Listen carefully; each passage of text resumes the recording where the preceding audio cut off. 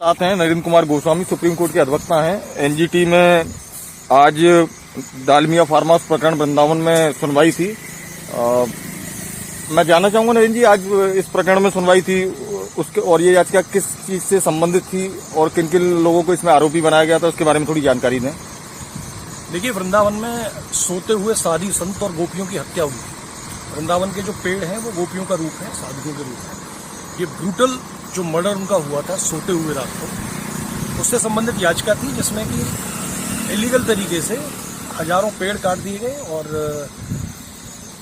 पक्षियों की हत्या कर दी गई, बहुत जीव जंतु उसमें मारे गए। इससे लेकर ये याचिका थी। आपकी एनजीटी में क्या प्रेयर रही, किन किन पॉइंटों पर आपने आर्गुमेंट किए, उसके बारे में थोड़ा जानना चाहूंगा। देखिए, सबसे पहले तो मैं चाहता था कि कोर्ट इसका संज्ञान ले और अपने तरीके से जांच कंडक्ट कराए। तो कोर्ट ने हाई लेवल कमेटी का गठन किया है जिसमें कि सेंटर के भी अधिकारी होंगे, स्टेट के भी टॉप मोस्ट डायरेक्टर्स वन विभाग वगैरह के रहेंगे, इसमें डीएम भी रहेंगे, एनजीटी के भी कुछ सदस्य रहेंगे और ये टीम 2 महीने के अंदर जांच करके देगी। और इस लैंड पर कुछ आगे के लिए एक्टिविटीज नहीं हो, उससे उसकी सैटेलाइट इमेजेस ली जाएंगी और सैटेलाइट से यहाँ नजर रखी जाएगी, क्योंकि सीसीटीवी के टेम्पर हो सकते हैं, सैटेलाइट इमेजेस वगैरह का टेम्पर रहने का कम चांस है।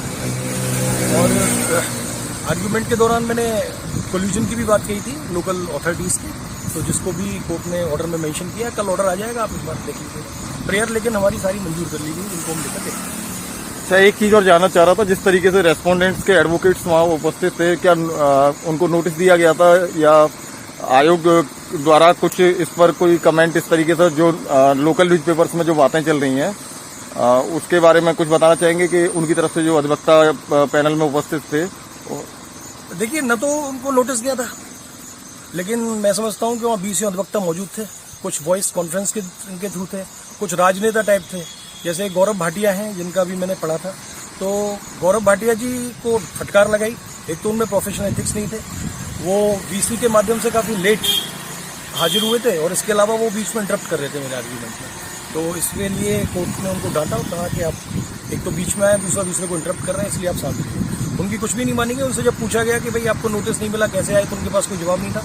दूसरा बात उनसे पूछी गई कि आपके पास क्या कोई अनुमति थी जिसको लेकर आपने पेड़ों का कटान किया, तो उनके पास कोई जवाब नहीं था।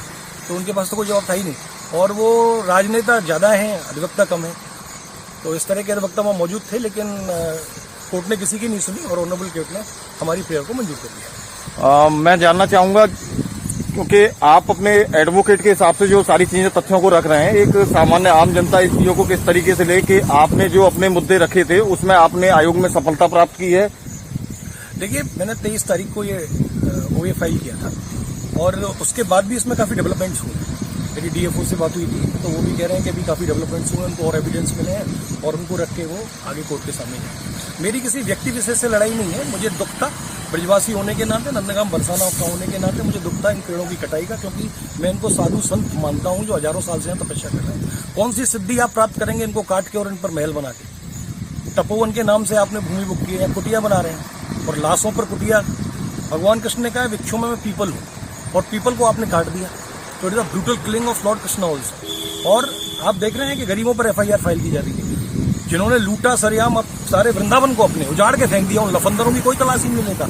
गरीब लहरों पर पैरे बैठाए जा रहे हैं, समुद्रों की कोई तलाशी नहीं लेता। एक चीज और जानना चाहूंगा आपसे कि जिस तरीके से वहाँ के अधिवक्ताओं से आपकी बहस हुई, उन्होंने कुछ आप पर पर्सनल इंटीमेशन भी लगाए हैं, उसके बारे में क्या कहना चाहेंगे? जैसे उन्होंने कहा कि इनका पर्सनल अपना एजेंडा है या मीडिया की हाइप पाने के लिए, इस तरीके के इन्होंने ऐसा कुछ भी उन्होंने कोर्ट में नहीं कहा। उन्होंने कहा था कि इनका कोई पर्सनल एजेंडा है, इतना कहा, इसके अलावा कुछ नहीं कहा। जिस पर मैंने कहा कि हाँ मेरा है और हर सनातनी का ये पर्सनल एजेंडा है। अगर हमारे भगवान पर हमारी आस्था के साथ कोई खिलवाड़ करेगा, वृंदावन में वृक्षों को काटेगा, तो ये हर एक व्यक्ति का पर्सनल मुद्दा है और मैंने ये कोर्ट में बात कही। जैसा कि आयोग से हमें सूचना प्राप्त हुई है कि अगली जो डेट जो है 22 जनवरी की निर्धारित की गई है। और 2 महीने का समय दिया गया है इस कमेटी को कि सारे डेवलपमेंट्स की जांच करें और हाई लेवल, बिकॉज मुझे यहाँ की अथॉरिटीज पे भरोसा नहीं है और मैंने कई क्रेडिबल एविडेंसेस उनको दिखाए और on the basis of that उन्होंने कहा एक ऐसी इंडिपेंडेंट कमेटी गठित की है जिससे कि दूध का दूध और पानी का पानी हो सके। हमें ऐसी भी सूचनाएं मिली है कि माननीय आयोग द्वारा ये भी निर्देश दिए गए हैं कि जो डायरेक्टर जो हैं इसकी सैटेलाइट इमेजेज उपलब्ध करवाएं बिल्कुल करवाएंगे। वो दिल्ली वाले एक्चुअल में क्या है कि आप सीसीटीवी को भी टेम्पर कर सकते हैं, लेकिन जो इमेजेस है ना सैटेलाइट को तो आप टेम्पर नहीं कर सकते ना। तो सैटेलाइट से नजर रखी जाएगी कि भूमि पे कोई ज्यादा डेवलपमेंट अब हो नहीं, जिससे कि जांच, मैंने कहा था कि शंकर सेठ जी को एक दिन में जमानत मिल गई, जैसा कि मीडिया वालों ने कहा था। हालांकि मेरा कोई मुद्दा नहीं था, ना मैंने उनकी जमानत का विरोध किया, ना मैं उनको व्यक्तिगत रूप से जानता हूं, लेकिन उनको ये सोचना चाहिए था कि अगर वो इतना इन्फ्लुएंशियल है तो he will destroy every piece of evidence. और ये मैंने बात कही। उनकी रिकॉर्डिंग्स वायरल हो रही हैं, किसी को धमकी दे रहे हैं, किसी को जान से मारने की वो कह रहे हैं। तो ऐसा इन्फ्लुएंशियल व्यक्ति अगर बाहर रहेगा तो he will destroy every single piece of evidence. ये मैंने बात रखी थी। आगे आने वाले समय में ये प्रक्रिया और आगे बढ़ेगी। आपकी आगे के लिए क्या तैयारियां हैं? देखिए, ये कोई मैं आपको बता दूं कि बहुत सारे संत समाज ने कुछ पैसे इकट्ठा करके मेरे पास लाए थे। मैंने उनका मना कर दिया पैसे लेने की। मैंने कहा I will not charge even a single pi for this case, क्योंकि ये मेरी भी भावनाएं आती। जब उन्होंने मुझे वीडियो दिखाया, जब मेरे पास आया, तो मैं पूरा वीडियो भी नहीं देख पाया। मैंने आप चले जाइए, पैसे भी ले जाइए, ये सब मैं अपनी कॉन्शियसनेस से करूँगा। अब जहाँ जैसी राधा रानी की इच्छा होगी वो देखी जाएगी, कोई दिक्कत नहीं। हम करने वाले नहीं है, मेरी इतनी सामर्थ्य नहीं है जो मैं कुछ करूँ। वो राधा रानी करवा रही है और वो करवाएगी तो अच्छा करवाएगी, सब उसको छोड़। बहुत बहुत धन्यवाद।